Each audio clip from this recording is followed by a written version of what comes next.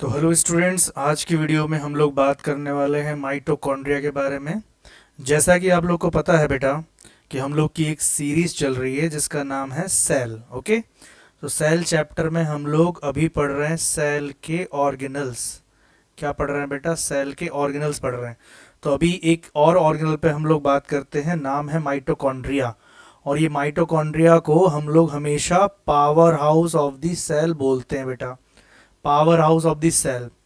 तो जो माइटोकॉन्ड्रिया है, अगर वो एक माइटोकॉन्ड्रिया है तो हम उसका नाम लेंगे माइटोकॉन्ड्रियन। ठीक है, और ये डबल मेम्ब्रेन बाउंड स्ट्रक्चर है, डबल मेम्ब्रेन बाउंड ऑर्गेनल्स है बेटा। और ज़्यादातर यूकैरियोटिक सेल में आपको देखने को मिल जाएगा, found in most eukaryotic cell. ठीक है, तो जो सेल है बेटा, उस सेल के अंदर एक और ऑर्गेनल का आज हम बात कर रहे हैं, नाम है माइटोकॉन्ड्रिया। और इसको हम power house of the cell इसलिए बोलते हैं बेटा क्योंकि ये जो है वो एनर्जी को प्रोड्यूस करता है। ये क्या करता है बेटा? एनर्जी को प्रोड्यूस करता है, इसलिए हमने इसको हमेशा पावर हाउस बोला है। इसका मतलब ये हुआ कि सेल के अंदर जो भी एक्टिविटी चलेंगी उनमें काम करने के लिए, मतलब जो भी एक्टिविटी चल रही है उसको एनर्जी की रिक्वायरमेंट होगी, क्योंकि उसको तो एनर्जी चाहिए ना बेटा, तभी तो कोई फंक्शन कर पाएगा, सेल कोई फंक्शन कर पाएगी। जैसे फॉर एग्जांपल हम लोग कुछ भी काम करते हैं तो हमारी बॉडी को कुछ एनर्जी तो चाहिए, जब एनर्जी मिलेगी तब हमारी बॉडी काम कर पाएगी। ओके, सो माइटोकॉन्ड्रिया जो है उसको power house of the cell बोलते हैं बिकॉज वो एनर्जी प्रोड्यूस करता है। और एनर्जी प्रोड्यूस कैसे करता है? फॉर एग्जाम्पल हमने कुछ भी खाना खाया तो लास्ट में जाके वो ग्लूकोज बनेगा। ठीक है, जो भी हम खाना खा रहे हैं तो उसमें से ग्लूकोज निकलेगा और ग्लूकोज पहुंचेगा सेल के अंदर। तो ग्लूकोज को ब्रेक डाउन करके, यहाँ लिख लेता हूँ, ग्लूकोज को ब्रेक डाउन करके और माइटोकॉन्ड्रिया बेटा निकालेगा एटीपी। क्या निकालेगा? एटीपी, एडिनोसाइन ट्राइफॉस्फेट इसका नाम है पूरा। और ये एक एनर्जी मॉलिक्यूल है। ओके, ये एक एनर्जी मॉलिक्यूल है, एनर्जी मॉलिक्यूल। ठीक, तो ये जो ग्लूकोज है, जो भी हमने खाना खाया उसमें से ग्लूकोज निकला और ग्लूकोज को तोड़ने के बाद ये एटीपी बनाएगा और एटीपी ही पूरी बॉडी में, पूरी सेल में यूज होता है। ठीक है, तो इसीलिए हम लोग इसको हमेशा पावर हाउस ही बोलेंगे। ओके, नेक्स्ट देखते हैं यहाँ पे बेटा, यहाँ पे देखते हैं आगे। आगे लाइन में देखो क्या लिखा हुआ है। आगे लाइन में है माइटोकॉन्ड्रिया का स्ट्रक्चर। तो बेटा एक बार माइटोकॉन्ड्रिया का स्ट्रक्चर एक बार स्टडी कर लेते हैं, फिर उसके बाद हम पिक्चर को देखेंगे। ये जो डायग्राम है इसको देखेंगे। तो माइटोकॉन्ड्रिया के बेटा दो मेम्ब्रेन्स हैं। ठीक है, एक है बाहर की मेम्ब्रेन और एक है अंदर की मेम्ब्रेन। आउटर मेम्ब्रेन जो है वो स्मूथ है और कवर करती है ऑर्गेनल को, मतलब कि यहाँ दिख रही है आपकी पिक्चर, तो ये जो बाहर से दिख रही है आपको, ये है आपकी आउटर मेम्ब्रेन। और अंदर की जो दिख रही है वो है आपकी इनर मेम्ब्रेन। ठीक है, अंदर की मेम्ब्रेन इनर मेम्ब्रेन, बाहर की membrane outer membrane. Very simple, यहाँ देख लेते हो, ऐसे बना देता हूँ मैं एक माइटोकॉन्ड्रिया। तो बाहर की मेम्ब्रेन जो है उसको बोलेंगे आउटर मेम्ब्रेन, और एक और है अंदर की मेम्ब्रेन, तो इसको बोलेंगे हम लोग इनर मेम्ब्रेन। क्या बोलेंगे?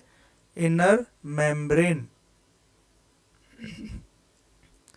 ठीक है, सो इनर मेम्ब्रेन जो है बेटा वो folded into structure called cristae.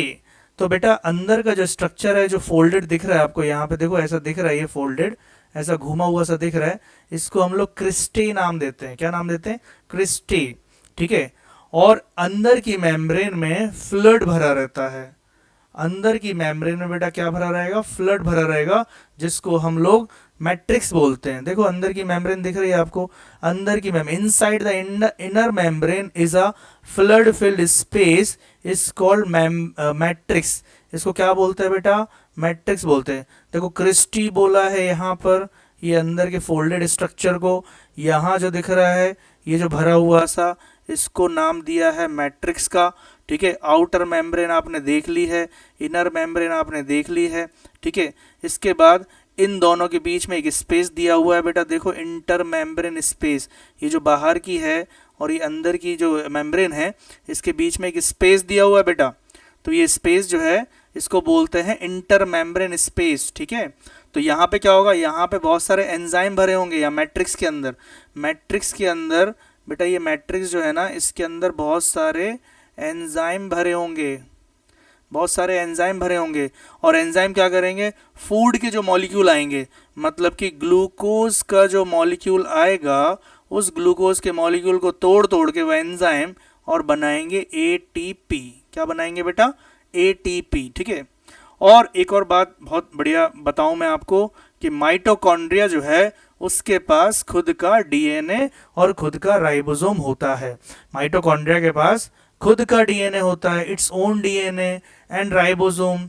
खुद का डीएनए बेटा, खुद का डीएनए का मतलब ये हुआ कि ये जब चाहे जब अपने आप को रेप्लिकेट कर सकता है। रेप्लिकेट मतलब कि बढ़ा सकता है नंबर्स में। मतलब अगर एक माइटोकॉन्ड्रिया है और ज़्यादा एनर्जी की ज़रूरत पड़ रही है या ज़्यादा फूड मॉलिक्यूल्स आ रहे हैं, ज़्यादा ग्लूकोज आ रहा है, तो एक माइटोकॉन्ड्रिया अपने आप को एक का दो, दो का चार, चार का आठ कर सकता है, बिकॉज उसके पास खुद का डीएनए। ये पावर उसको दी गई है क्योंकि जब भी ज़रूरत पड़ेगी वो अपने आप को रेप्लिकेट कर लेगा बेटा। ठीक है। और खुद के राइबोसोम भी है बेटा। जबकि रूल क्या है, रूल ये है कि सेल के पास होता है, सेल के पास होता है राइबोसोम और सेल के पास ही होता है डीएनए।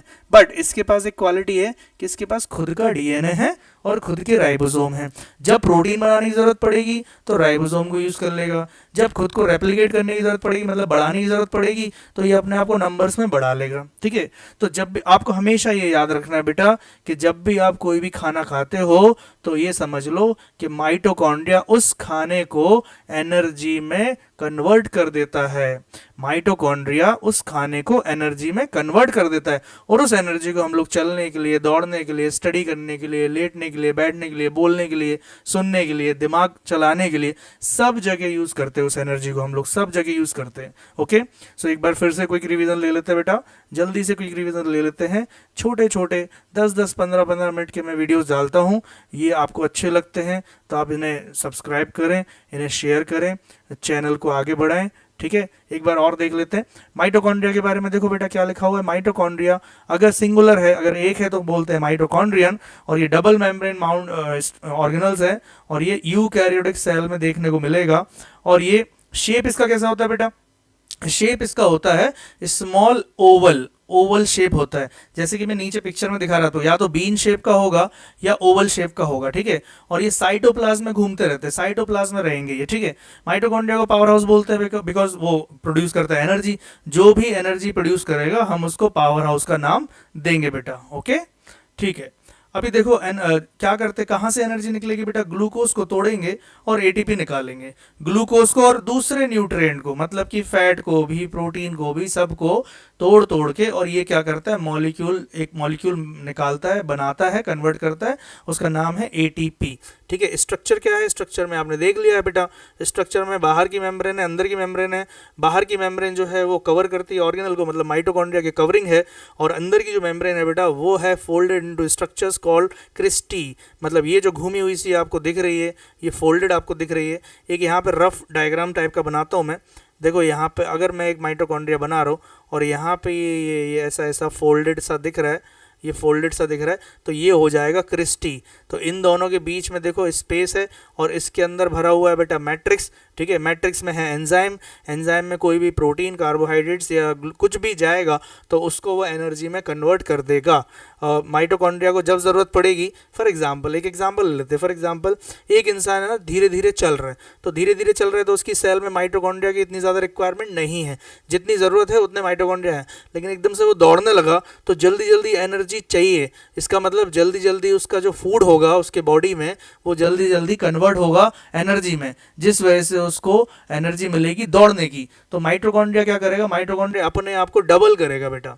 अपने आप को माइटोकॉन्ड्रिया क्या करेगा, डबल करेगा, क्योंकि उसके पास खुद का डीएनए है, खुद का राइबोसोम है, वो प्रोटीन भी बना सकता है अपना, और वो अपना खुद का डीएनए की वजह से अपने आप को ज़्यादा नंबर में बढ़ा सकता है। तो कंक्लूजन क्या निकल रहा है बेटा, हम खाना खाते हैं, हमारी बॉडी में फूड जाता है, उसके बाद बहुत सारे न्यूट्रिएंट्स या ग्लूकोज मिलता है और वो जाता है सेल के अंदर। सेल के अंदर है माइटोकॉन्ड्रिया, माइटोकॉन्ड्रिया उसको बदल देता है एनर्जी में, तो जिससे आप दूसरे काम कर सकते हैं। ओके। आई होप आप लोग को समझ में आया होगा। चैनल को सब्सक्राइब करके चैनल को ग्रोथ करवाइए, और ऐसी वीडियो को देखने के लिए इस चैनल को सब्सक्राइब करके वीडियो को शेयर करिए। नेक्स्ट वीडियो में मिलते हैं। Okay, thank you, bye bye.